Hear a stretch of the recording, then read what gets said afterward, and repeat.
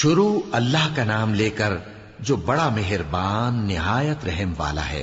الف لام میم را۔ اے نبی، یہ کتاب الہی کی آیتیں ہیں اور جو کچھ تمہارے پروردگار کی طرف سے تم پر نازل ہوا ہے حق ہے، لیکن اکثر لوگ ایمان نہیں لاتے۔ اللہ وہی تو ہے جس نے ستونوں کے بغیر آسمان جیسا کہ تم دیکھتے ہو اتنے اونچے بنائے، پھر عرش پر جلوہ افروز ہوا اور سورج اور چاند کو کام میں لگا دیا۔ ہر ایک میعاد معین تک گردش کر رہا ہے۔ وہی دنیا کے کاموں کا انتظام کرتا ہے۔ اس طرح وہ اپنی آیتیں کھول کھول کر بیان کرتا ہے کہ تم اپنے پروردگار کے روبرو جانے کا یقین کرو۔ اور وہی ہے جس نے زمین کو پھیلایا اور اس میں پہاڑ اور دریا پیدا کیے اور ہر طرح کے میووں کی دو دو قسمیں بنائیں۔ وہی رات کو دن کا لباس پہناتا ہے۔ غور کرنے والوں کے لیے اس میں بہت سی نشانیاں ہیں۔ اور زمین میں کئی طرح کے قطعات ہیں ایک دوسرے سے ملے ہوئے، اور انگور کے باغ اور کھیتی اور کھجور کے درخت۔ بعض کی بہت سی شاخیں ہیں اور بعض کی اتنی نہیں ہوتی، باوجود کہ پانی سب کو ایک ہی ملتا ہے۔ اور ہم بعض میووں کو بعض پر لذت میں فضیلت دیتی ہیں، اور اس میں سمجھنے والوں کے لیے بہت سی نشانیاں ہیں۔ اگر تم عجیب بات سننی چاہو تو کافروں کا یہ کہنا عجیب ہے کہ جب ہم مر کر مٹی ہو جائیں گے تو کیا اثر نو پیدا ہوں گے؟ یہی لوگ ہیں جو اپنے پروردگار سے منکر ہوئے ہیں، اور یہی ہیں جن کی گردنوں میں طوق ہوں گے، اور یہی اہل دوزخ ہیں کہ ہمیشہ اس میں جلتے رہیں گے۔ اور یہ لوگ بھلائی سے پہلے تم سے برائی جلدی سے مانگتے ہیں، یعنی طالب عذاب ہیں، حالانکہ ان سے پہلے عذاب واقع ہو چکے ہیں۔ اور تمہارا پروردگار لوگوں کو باوجود ان کی بے انصافیوں کے معاف کرنے والا ہے، اور بے شک تمہارا پروردگار سخت عذاب دینے والا ہے۔ اور کافر لوگ کہتے ہیں کہ اس پیغمبر پر اس کے پروردگار کی طرف سے کوئی نشانی کیوں نازل نہیں ہوئی؟ اے نبی، تم تو صرف خبردار کرنے والے ہو، اور ہر ایک قوم کے لیے رہنما ہوا کرتا ہے۔ اللہ ہی اس بچے سے واقف ہے جو عورت کے پیٹ میں ہوتا ہے، اور وہی پیٹ کے سکڑنے اور بڑھنے سے بھی واقف ہے، اور ہر چیز کا اس کے ہاں ایک اندازہ مقرر ہے۔ وہ چھپی اور ظاہر چیزوں کا جاننے والا ہے، سب سے بزرگ ہے، عالی رتبہ ہے۔ کوئی تم میں سے چپکے سے بات کہے یا پکار کر، یا رات کو کہیں چھپ جائے یا دن کی روشنی میں کھلم کھلا چلے پھرے، اللہ کے نزدیک برابر ہے۔ اس کے آگے اور پیچھے اللہ کے چوکیدار ہیں جو اللہ کے حکم سے اس کی نگرانی کرتے ہیں۔ اللہ اس نعمت کو جو کسی قوم کو حاصل ہے نہیں بدلتا جب تک کہ وہ اپنی حالت کو نہ بدلے، اور جب اللہ کسی قوم کے ساتھ برائی کا ارادہ کرتا ہے تو وہ پھر نہیں سکتی، اور اللہ کے سوا ان کا کوئی مددگار نہیں ہوتا۔ وہی تو ہے جو تم کو ڈرانے اور امید دلانے کے لیے بجلی دکھاتا اور بھاری بھاری بادل پیدا کرتا ہے، اور رعد اور فرشتے سب اس کے خوف سے اس کی تسبیح و تحمید کرتے رہتی ہیں۔ اور وہی بجلیاں بھیجتا ہے، پھر جس پر چاہتا ہے گرا بھی دیتا ہے، جبکہ وہ اللہ کے بارے میں جھگڑتی ہیں، اور وہ بڑی قوت والا ہے۔ کام کا پکارنا تو اسی کا ہے، اور جن کو یہ لوگ اس کے سوا پکارتے ہیں وہ ان کی پکار کو کسی طرح قبول نہیں کرتے، مگر اس شخص کی طرح جو اپنے دونوں ہاتھ پانی کی طرف پھیلا دے تاکہ دور ہی سے اس کے منہ تک آ پہنچے، حالانکہ وہ اس تک کبھی بھی نہیں آ سکتا۔ اور اسی طرح کافروں کی پکار بیکار ہے۔ اور جتنی مخلوقات آسمانوں اور زمین میں ہے، خوشی سے یا ناخوشی سے اللہ کے آگے سجدہ کرتی ہے، اور ان کے سائے بھی صبح و شام سجدے کرتی ہیں۔ ان سے پوچھو کہ آسمانوں اور زمین کا پروردگار کون ہے؟ تم ہی کہہ دو کہ اللہ۔ ان سے کہو کہ کیا تم نے اللہ کو چھوڑ کر ایسے لوگوں کو کارساز بنایا ہے جو خود اپنے نفع و نقصان کا بھی اختیار نہیں رکھتے؟ کہو کیا اندھا اور آنکھوں والا برابر ہیں، یا اندھیرا اور اجالا برابر ہو سکتا ہے؟ بھلا ان لوگوں نے جن کو اللہ کا شریک مقرر کیا ہے، کیا انہوں نے اللہ کسی مخلوقات پیدا کی ہے جس کے سبب ان کے لیے مخلوقات مشتبہ ہو گئی ہے؟ کہہ دو کہ اللہ ہی ہر چیز کا پیدا کرنے والا ہے، اور وہ یکتا ہے، بڑا زبردست ہے۔ اسی نے آسمان سے مے برسایا، پھر اس سے اپنے اپنے اندازے کے مطابق نالے بہہ نکلے، پھر پانی پر پھولا ہوا جھاگ آ گیا، اور جس چیز کو زیور یا کوئی اور سامان بنانے کے لیے آگ میں تپاتے ہیں اس میں بھی ایسا ہی جھاگ ہوتا ہے. اس طرح اللہ حق و باطل کی مثال بیان فرماتا ہے. سو جھاگ تو سوکھ کر زائل ہو جاتا ہے اور پانی جو لوگوں کو فائدہ پہنچاتا ہے وہ زمین میں ٹھہرا رہتا ہے.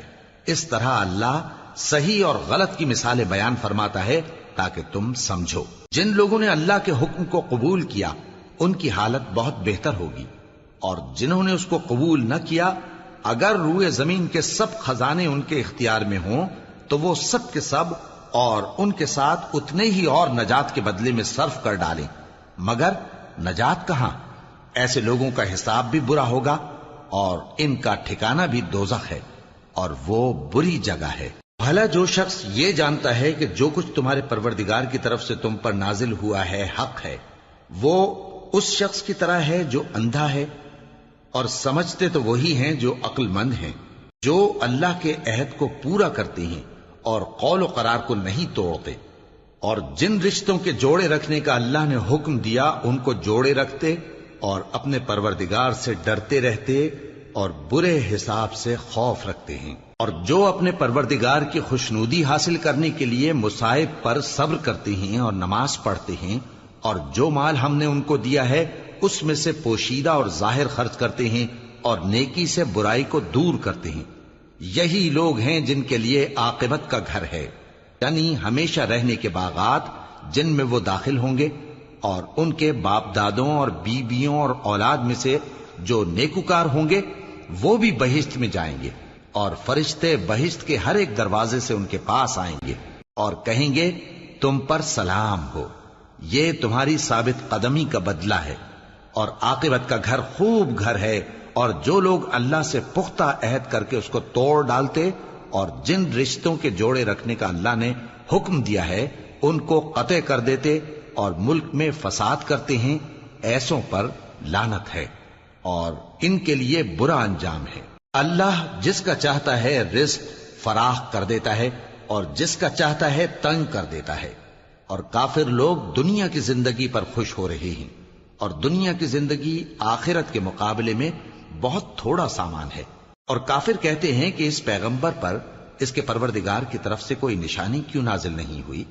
کہہ دو کہ اللہ جسے چاہتا ہے گمراہ کرتا ہے، اور جو اس کی طرف رجوع ہوتا ہے اس کو اپنی طرف کا رستہ دکھاتا ہے، یعنی ان کو جو ایمان لاتے اور جن کے دل اللہ کی یاد سے آرام پاتے ہیں ان کو. اور سن رکھو کہ اللہ کی یاد سے ہی دل آرام پاتے ہیں. جو لوگ ایمان لائے اور عمل نیک کیے ان کے لیے خوشحالی اور عمدہ ٹھکانہ ہے. جس طرح ہم پہلے پیغمبر بھیجتے رہے ہیں اسی طرح اے نبی ہم نے تم کو اس امت میں جس سے پہلے بہت سی امتیں گزر چکی ہیں بھیجا ہے، تاکہ تم ان کو وہ کتاب جو ہم نے تمہاری طرف بھیجی ہے پڑھ کر سنا دو. اور یہ لوگ رحمان کو نہیں مانتے. کہہ دو وہی تو میرا پروردگار ہے، اس کے سوا کوئی معبود نہیں، میں اسی پر بھروسہ رکھتا ہوں اور اسی کی طرف رجوع کرتا ہوں. اور اگر کوئی قرآن ایسا ہوتا کہ اس کی تاثیر سے پہاڑ چل پڑتے یا زمین پھٹ جاتی یا مردوں سے کلام کر سکتے تو کیا یہ لوگ ایمان لے آتے؟ بات یہ ہے کہ سب باتیں اللہ کے اختیار میں ہیں. تو کیا مومنوں کو اس سے اطمینان نہیں ہوا کہ اگر اللہ چاہتا تو سب لوگوں کو ہدایت کے رستے پر چلا دیتا؟ اور کافروں پر ہمیشہ ان کے اعمال کے بدلے آفت آتی رہے گی یا ان کے مکانات کے قریب نازل ہوتی رہے گی یہاں تک کہ اللہ کا وعدہ آ پہنچے. بے شک اللہ وعدہ خلاف نہیں کرتا. اور تم سے پہلے بھی رسولوں کے ساتھ تمسخر ہوتے رہے ہیں تو میں نے کافروں کو مہلت دی، پھر میں نے ان کو پکڑ لیا. سو دیکھ لو کہ میرا عذاب کیسا رہا. تو کیا وہ جو ہر شخص کے اعمال کا نگراں و نگہبان ہے وہ بتوں کی طرح بے علم و بے خبر ہو سکتا ہے؟ اور ان لوگوں نے اللہ کے شریک مقرر کر رکھے ہیں. ان سے کہو کہ ذرا ان کے نام تو لو. کیا تم اسے ایسی چیزیں بتاتے ہو جو روئے زمین پر ہیں اور اسے معلوم نہیں، یا تم لوگ محض سطحی بات کی تقلید کرتے ہو؟ اصل یہ ہے کہ کافروں کو ان کے فریب خوبصورت معلوم ہوتے ہیں اور وہ ہدایت کے رستے سے روک لیے گئے ہیں. اور جسے اللہ گمراہ رہنے دے اسے کوئی ہدایت کرنے والا نہیں. ان کو دنیا کی زندگی میں بھی عذاب ہے اور آخرت کا عذاب تو بہت ہی سخت ہے. اور ان کو اللہ کے عذاب سے کوئی بھی بچانے والا نہیں۔ جس جنت کا پرہیزگاروں سے وعدہ کیا گیا ہے اس کی شان یہ ہے کہ اس کے نیچے نہریں بہ رہی ہیں، اس کے پھل ہمیشہ باقی رہنے والے ہیں اور اس کے سائے بھی۔ یہ ان لوگوں کا انجام ہے جو متقی ہیں، اور کافروں کا انجام دوزخ ہے۔ اور جن لوگوں کو ہم نے کتاب دی ہے وہ اس کتاب سے جو تم پر نازل ہوئی ہے خوش ہوتی ہیں، اور بعض فرقے اس کی بعض باتیں نہیں بھی مانتے۔